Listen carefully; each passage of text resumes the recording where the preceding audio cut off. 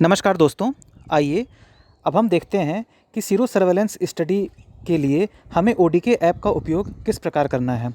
दोस्तों, ओडीके ऐप को उपयोग करने के लिए सबसे पहले आपको अपने मोबाइल के प्ले स्टोर में जाना है तथा प्ले स्टोर में जाकर के आपको ओडीके टाइप करना है। दोस्तों, यहाँ आप देख रहे हैं सबसे ऊपर ओडीके कलेक्ट का एक आइकन बना हुआ आ रहा है। इस आइकन पे आपको क्लिक करना है। जैसे ही आप इस आइकन को क्लिक करेंगे, इस तरीके से एक इंटरफेस खुल के आ जाएगा। उसके बाद आपको इस ऐप को डाउनलोड कर लेना है। चूँकि मैंने अपने मोबाइल में इस ऐप को पहले से ही डाउनलोड किया है, इसीलिए मैं इसे यहाँ से ओपन कर लेता हूँ। इसे ओपन करने के बाद इस तरीके का इंटरफेस आपको दिखेगा। अब आपको यहाँ पर टॉप राइट में ये जो 3 डॉट दिख रहे हैं, इन 3 बिंदुओं को आपको क्लिक कर लेना है। इसके बाद आपको जनरल सेटिंग नाम के इस दूसरे ऑप्शन में जाना है और इसे क्लिक करना है। दोस्तों, यहाँ पर सबसे ऊपर सर्वर पे आपको क्लिक करना है और सर्वर पे जा कर के आपको ये जो दूसरा ऑप्शन आ रहा है यूआरएल का, इस पे क्लिक करना है। दोस्तों, यहाँ पर जो यूआरएल आपको दिख रहा है, यही यूआरएल आपको कॉपी करके अपने मोबाइल में जो आपने ऐप इंस्टॉल किया होगा उस पे पेस्ट करना है। दोस्तों, ये यूआरएल विभिन्न व्हाट्सएप ग्रुपों के माध्यम से आप तक पहुंच जाएगा। यदि आपके पास ये यूआरएल ना हो तो इसे आप अपने जनपद से प्राप्त कर सकते हैं। तो सभी को यही यूआरएल डालना है। इसके बाद आप इसे ओके कर देंगे। दोस्तों, इसके बाद आपको यूज़र नेम और पासवर्ड डालना है।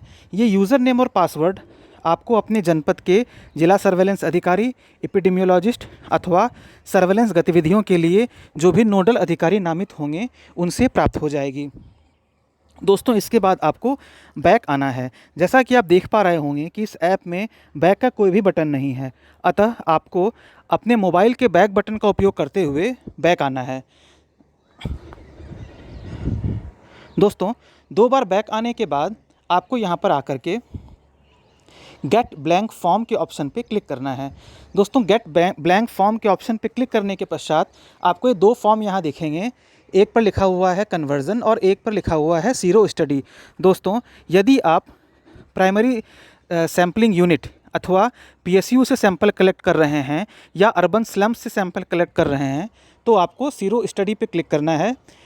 यदि आप पूर्व में जो धनात्मक हमारे मरीज हैं, अगर आप उनका सैंपल इकट्ठा कर रहे हैं तो आपको कन्वर्जन वाले ऑप्शन पे क्लिक करना है। तो दोस्तों, इन ऑप्शंस पे क्लिक करके आप नीचे बॉटम राइट में जो गेट सेलेक्टेड का ऑप्शन आ रहा है, इस पे आपको क्लिक कर देना है। दोस्तों, इस पर क्लिक करने के बाद वापस जो पहला इंटरफेस था हमारे ऐप का वो आ जाएगा। इसके बाद आपको फिल ब्लैंक फॉर्म पे क्लिक करना है। दोस्तों, इसे क्लिक करने के पश्चात जो दोनों फॉर्म आपने वहाँ से इंपोर्ट किए थे वो यहाँ पे आपको दिखेंगे। दोस्तों, अब जैसा मैंने पहले बताया, यदि आप पीएसयू अथवा स्लम्स में जा रहे हैं तो आपको सीरो स्टडी वाले फॉर्म को भरना है, और यदि आप पूर्व में धनात्मक आए कोविड मरीजों का इंटरव्यू ले रहे हैं तो आपको कन्वर्जन वाले फॉर्म पे क्लिक करना है। अब आप मान लिया कि किसी पीएसयू में जा रहे हैं, वहाँ जाने से पहले आपने ये सीरो स्टडी वाले फॉर्म को क्लिक किया। दोस्तों, अब इसे क्लिक करने के बाद में ये आपसे कहेगा, ये आपको बताएगा ये ऐप कि हम उत्तर प्रदेश में 5 वर्ष और उससे अधिक आयु की आबादी, सामान्य आबादी और शहरी मलिन बस्तियों के बीच सीरो एपिडेमियोलॉजिकल अध्ययन 2021 कर रहे हैं। आपको नेक्स्ट बटन दबाना है। दोस्तों, नेक्स्ट बटन दबाते ही ये ऐप आपसे पीएसयू का कोड मांगेगा। दोस्तों, यह पीएसयू का कोड भी आपको अपने जनपद के जिला सर्वेलेंस अधिकारी, एपिडेमियोलॉजिस्ट, पब्लिक हेल्थ एक्सपर्ट अथवा इस कार्यक्रम हेतु जो भी नामित नोडल होंगे उनसे प्राप्त हो जाएगा। फ़र्ज़ किया कि आपके पीएसयू का कोड है 1311। अब दोस्तों, ये 1311 कोड डालने के बाद आपको नेक्स्ट कर देना है। दोस्तों, नेक्स्ट करते ही आपके पीएसयू का नाम, आपके ज़िले का नाम और आपके पीएसयू का प्रकार, ये ऑप्शन आ जाएंगे। आपको इन पे टिक करके सिर्फ नेक्स्ट का बटन दबाना है। ये पहले से ही ऐप में ऑटो फीडेड हैं एवं आपको इसमें कुछ भी नहीं करना है। दोस्तों, इसके बाद प्रतिभागी का क्रम संख्या आएगा। यहाँ पर आपको प्रतिभागी का क्रम संख्या 1, 2, 3, 4, 5 इस तरीके से फीड करते चले जाना है। मान लिया कि आप पहले ही प्रतिभागी का साक्षात्कार ले रहे हैं तो आपको यहाँ पर 1 डाल देना है, या आप यहाँ पर 01 भी डाल सकते हैं। तो आपने मान लीजिए 01 डाला और नेक्स्ट किया। दोस्तों, इसके बाद ही आपसे प्रतिभागी का नाम पूछेगा। अब हम प्रतिभागी का नाम लिखते हैं कमला। दोस्तों जैसे ही आप कमला का नाम लिखेंगे और लिख के नेक्स्ट करेंगे, ये ऐप इसको नहीं लेगा। अब देखिए लिखा हुआ आ रहा है sorry this response is invalid.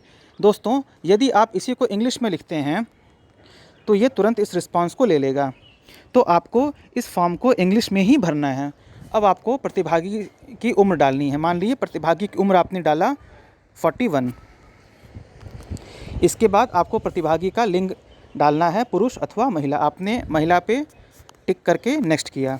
इसके बाद आपको जिस भी व्यक्ति का आप इंटरव्यू ले रहे हैं उनका मोबाइल नंबर डालना है। दोस्तों अगर व्यक्ति के पास अपना मोबाइल नंबर ना हो तो आप घर के किसी अन्य सदस्य का मोबाइल नंबर भी डाल सकते हैं। मोबाइल नंबर डालने के पश्चात आपको अपना नाम डालना है। अपना अर्थात जो भी व्यक्ति, जो भी एएनएम अथवा जो भी नामित व्यक्ति इंटरव्यू ले रहा हो उन्हें अपना नाम इसमें लिखना है। जैसे आपने यहाँ पर नाम लिखा एएनएम सुशीला। अब यहाँ पर आपको एक एक ऑप्शन को बहुत ही ध्यान से पढ़ना है और इनका उत्तर आपको बहुत ही ध्यानपूर्वक इस ऐप में भरते चले जाना है। दोस्तों अब यदि आपको साक्षात्कार करने वाले ने अध्ययन में भाग लेने की सहमति नहीं दी और आपने नहीं क्लिक करके नेक्स्ट किया तो आपको ये जो ऐप है ये 9 डिजिट का एक यूनिक आईडी बता देगा। इस यूनिक आईडी को आपको मरीज का ब्लड सैंपल लेकर के और वैक्यूटेनर पर आपको इसको लिखना है। उसके बाद जैसे ही आप नेक्स्ट करेंगे ये सेव फॉर्म एंड एग्ज़िट का ऑप्शन आपको शो करेगा। जैसे ही आप इस पर सेव करेंगे आप वापस जो पहला इंटरफेस था ऐप का वहाँ पे आप आ जाएंगे।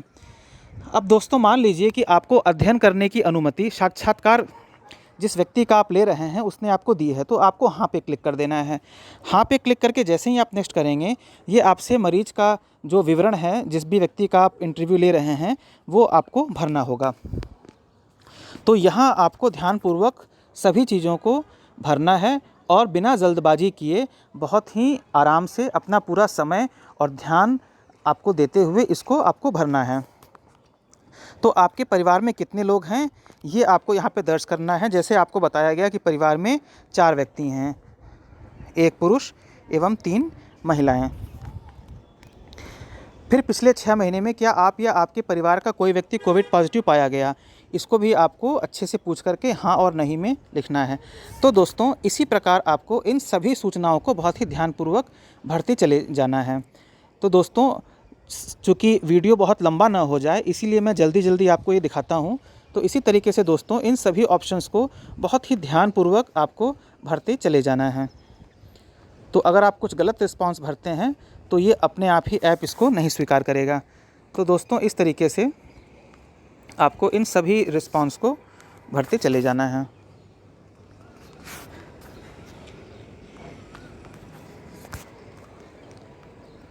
तो इन सभी रिस्पांस को आप जब भरेंगे तो अंत में आपको जो इंटरफेस हमने पहला देखा था वही इंटरफेस आपको दिख जाएगा और आपके पास में 9 डिजिट का वो यूनिक कोड आ जाएगा, जो कोड आपको ब्लड सैंपल इत्यादि में लिखना होगा।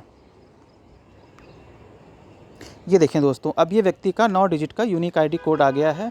अब इस संख्या को आपको नोट करना है और जो भी ब्लड सैंपल आपने वैक्यूटेनर में कलेक्ट किया है उस पे आपको इस संख्या को लिखना है।